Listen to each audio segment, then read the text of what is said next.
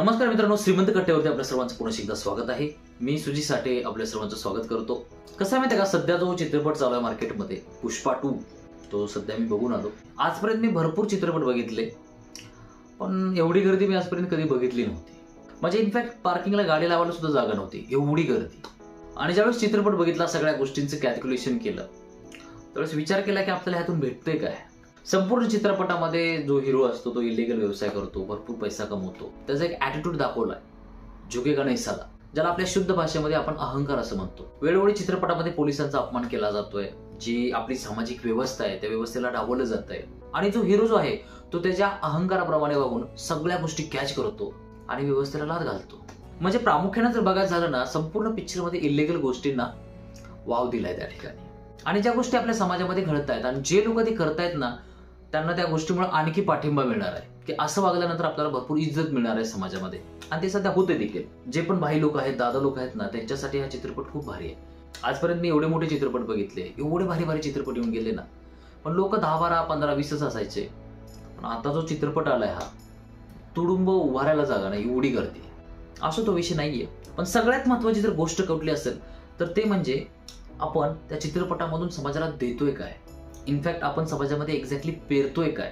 ज्या दादासाहेब फाळकेंनी जी चित्रपटसृष्टी आपल्या भारतामध्ये आणली, त्यावेळेस त्यांचा विचार काय असेल। हा जो पडदा किंवा कॅमेरा आहे ना, हा संपूर्ण भारताचं कल्याण करेल, समाजाला एका वेगळ्याच प्रगतीपथावर घेऊन जाईल, एकदाच सगळ्यांचा उद्धार होईल, भरपूर लोक खूप मोठ्या प्रमाणामध्ये शिकतील, जे ऍक्च्युअल मध्ये सत्य आहे ते जगासमोर मांडता येईल आणि त्या सगळ्या गोष्टीतून भरपूर शिकता येईल, असा त्या गोष्टी पाठीमागचा विचार होता। पण आज जर आपण त्या गोष्टीचा विचार केला ना, तर मग आपण कोड्यात पडू शकतो। मी असं म्हणत नाही की सगळे चित्रपट असे आहेत, भरपूर चित्रपट समाजावरती इम्पॅक्ट पण घडवून आणतात, पण त्या चित्रपटांना बघणारा व्ह्यूअर हा खूप कमी आहे। हे जे चित्रपटाचं माध्यम आहे ना, ह्याला हलक्यात घेऊ नका। संपूर्ण जग बदलायची ताकद ह्या माध्यमामध्ये, पण त्या माध्यमाचा आपण वापर कसा करतोय हे खूप इम्पॉर्टंट आहे। जर आपण चुकीच्या गोष्टींना गाजावाजा करून जर दाखवून समोरच्याच्या डोक्यामध्ये जर त्या गोष्टी भरत असू ना, तर मग ते चुकीचं घडतंय। आणि मी माझ्या ऑब्झर्वेशन मधून सांगतोय, ज्या पण व्हायलन्स मूवी आहेत ना, ज्यामध्ये भरपूर क्रूरता आहे, भरपूर हिंसा आहे ना, अहंकार आहे, ॲटिट्यूड आहे ना, अशाच मूवी आता जास्त चालताना दिसत आहेत। ह्याच्यातून होतं काय माहिती आहे का, प्रोड्युसर भरपूर पैसा कमवतो, पण जी सामान्य जनता आहे ना, ती तशीच मूर्ख राहते। आणि सामान्य जनतेनं मूर्खच राहावं म्हणून अशा गोष्टी आपल्याला दिल्या जातात, त्याला अडवलं नाही जात। आपली विचारसरणी असते ना, ते डेव्हलप नाही होऊ दिली जात।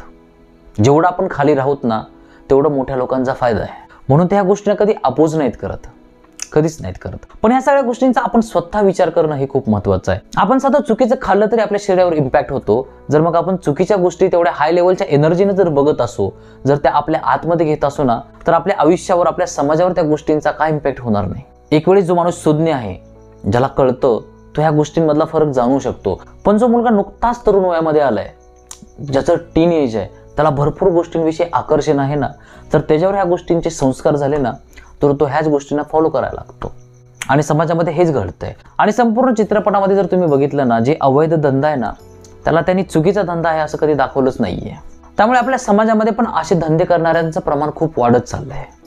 त्यांना असं वाटतच नाही की आपण काहीतरी चुकीचं करतोय, त्यांच्या डोक्यामध्ये एकच गोल आहे की मला भरपूर पैसा कमवायचा आहे। सध्या मी ज्यावेळेस एखाद्या कॉलेजच्या पोराला विचारतो ना, तुला आयुष्यामध्ये करायचं काय वगैरे वगैरे, त्याच्या डोक्यामध्ये त्याची संकल्पना क्लिअर आहे, आपल्याला 2 नंबर धंदा करायचा आहे, भरपूर पैसा छापायचा आहे, बस, आणि हवा करायची आहे। पण ही जी थॉट प्रोसेस असते ना, ते आपल्याला आयुष्यामध्ये कधी आनंद नाही मिळू देत। आपण त्या गाढवाच्या रेसमध्ये आयुष्यावर पळत राहतो, पण ॲक्च्युअलमध्ये जी नम्रता असते, जे पण प्रेम असतं, जे पण खरं सुख असतं, जो आनंद असतो ना, तो आपल्याला कधी मिळत नाही। आणि एकदा जर का आपल्या डोक्यामध्ये ह्या सगळ्या गोष्टी बसल्या, एकदा जर का आपण ॲटिट्यूडने वागायला लागलो ना, मग आपल्या आयुष्यामध्ये आपलं पतन झालं म्हणून समजा।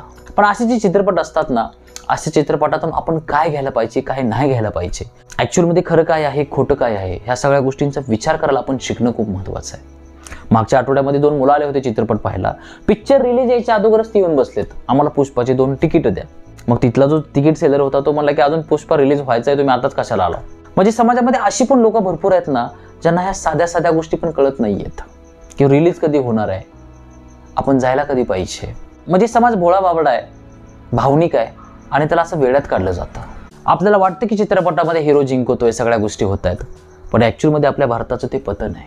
आपला तरुण कसा घडतोय, त्याच्या आतमधली थॉट प्रोसेस कशी तयार होते, तो स्वतःकडे, संपूर्ण भारताकडे कुठल्या नजरेनं बघतोय, हे खूप इम्पॉर्टंट आहे। एखाद्या गोष्टीला फक्त एंटरटेनमेंट घेणं हे चुकीचं असतं, कारण कॉन्शियसली किंवा अनकॉन्शियसली ते आपल्या थॉट प्रोसेसवर इम्पॅक्ट करत असते, गोष्ट खूप मोठ्या प्रमाणात करत असते. आपल्याला जे चुकीचं असतं ना ते बरोबर वाटायला लागतं. मग आपली जी तत्व, नैतिकता, नीतिमत्ता, संस्कार हे सगळं बाजूला राहतं. आपण पण त्या सिस्टीमचे एक भाग होतो. मग आपल्या भारतामध्ये जे पण साधू संत होऊन गेले, जे पण थोर विचारवंत होऊन गेले, जे पण महान लोक होऊन गेले ना, ते आपल्याला कधी दिसत नाहीत. आपल्याला हेच लोक आपल्याला हिरो वाटायला लागतात. त्यामुळे परत आपलं विश्व छोटं होतं. आपण त्या डबक्यात जगायला लागतो. त्या डबक्यालाच आपलं विश्व मानायला लागतो. आपले रोल मॉडेल छोटे होतात.